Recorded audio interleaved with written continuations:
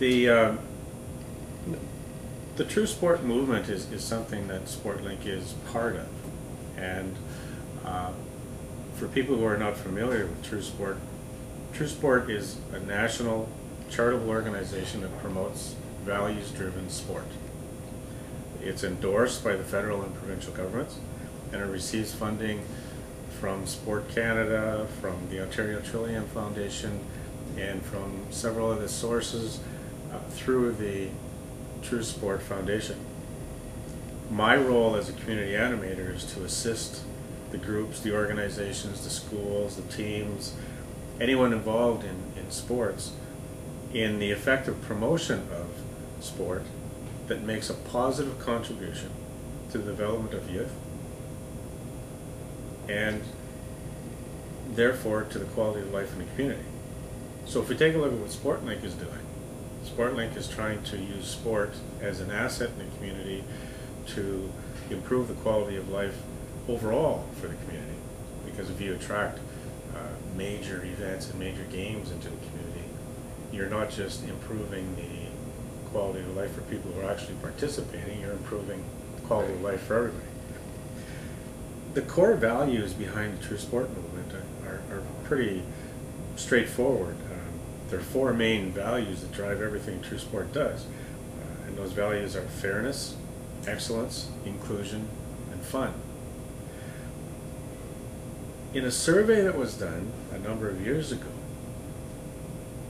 True Sport found that 92% of Canadians, 92% of people who responded to the survey, believe that sport can do and should make a positive contribution to the development of youth and the quality of life in the community, which is basically saying that 92% of the people in the country feel that what Sportlink is doing and what True Sport is doing should be and can be done, that what we're trying to do is possible.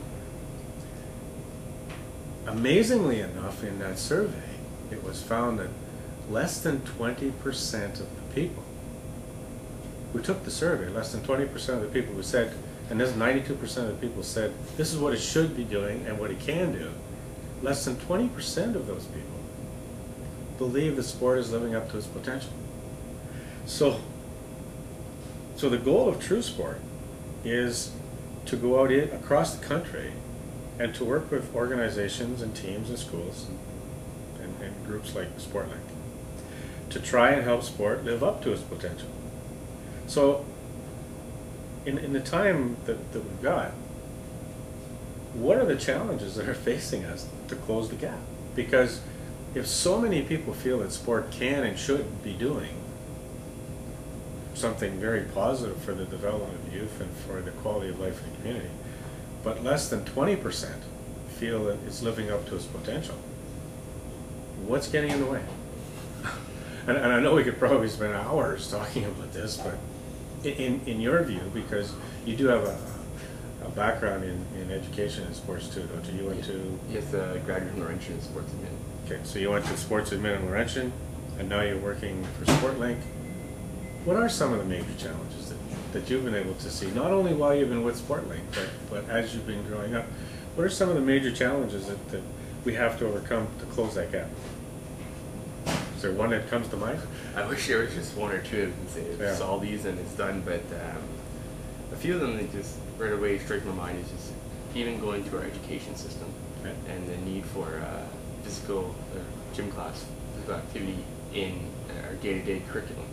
I believe when I was back in high school, we had all the way up to grade 9, it was mandatory, you had it once a day, and after grade 9 it was optional, grade 10, 11, 12. So if you have any kids that are potentially not as interested in sport, the minute they have a chance to drop that class, it's gone. So now from grade 9, which is the age of I believe 15, 16, they're now no longer playing sports on a day-to-day basis. If you can go further to that in the elementary, there's now the curriculum once a week is a gym class, phys ed, where you're out being active. So even in our education system, we're not promoting sport, we're not promoting the healthy living aspect to it. Kids have their recesses, their breaks to be able to go outside and play, but if we're not at the education level, we're not teaching and pushing active living, and there's a connection there that I believe between the 20% and 92%, because everyone knows sport's good for you, but if our education system is not pushing it, well, it's tough to be able to see that at the I guess called the grassroots level. And then that's fair enough. When we get to the education aspect of it, I believe that at the elementary level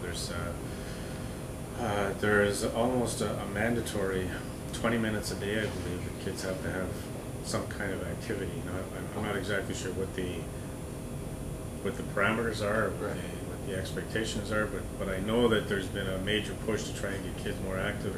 It may not necessarily be for the sport, but it's for the obesity problems and the health problems. So, but again, when we look at the values, one of the principles that are bringing the values of true sport to life is this whole aspect of staying healthy. So we're saying that the more you get involved in sport, the healthier you become, and therefore the more you can contribute as an individual to whatever it is you're doing. Right.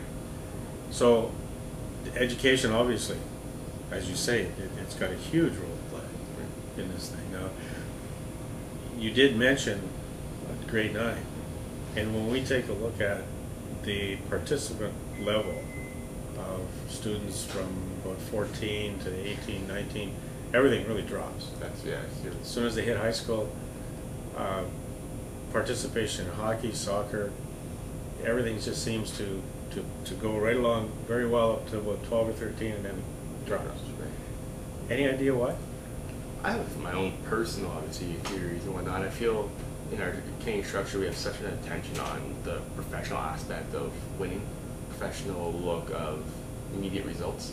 You turn on TSN and through the championship game, the first person they interview is the one that won, and then the second person is the one that lost, and they're hoping, they're crying. They want to see that how hard it is to lose and how bad it is to lose. So when you get to the age of 14, 15, we're already looking at scholarship, we're already looking at pro futures.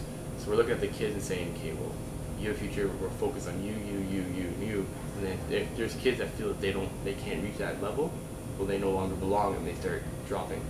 So I feel like we're restricting the growth of the kids. We're at a young age, we're already teaching structures. We want them to win, we don't want them to develop, we want them to win. And if we go back to the true sport of just fun, inclusion, yes, excellence is part of that, but excellence comes in many ways.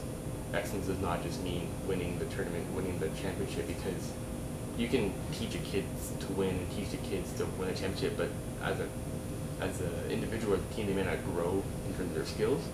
And so if they feel themselves struggling, or if they're always on the bench and not actually getting to play because the coach is so concerned that when they're 14 years old they win the championship and they only the best players play, well then they're not going to grow in that sense, and that's when you'll start seeing that drop at 14, 15, because at 17, 18, if you're not already excelling at sports, you're not going to have that future, because at 17, 18, that's when you're getting drafted, that's when you're getting scouted.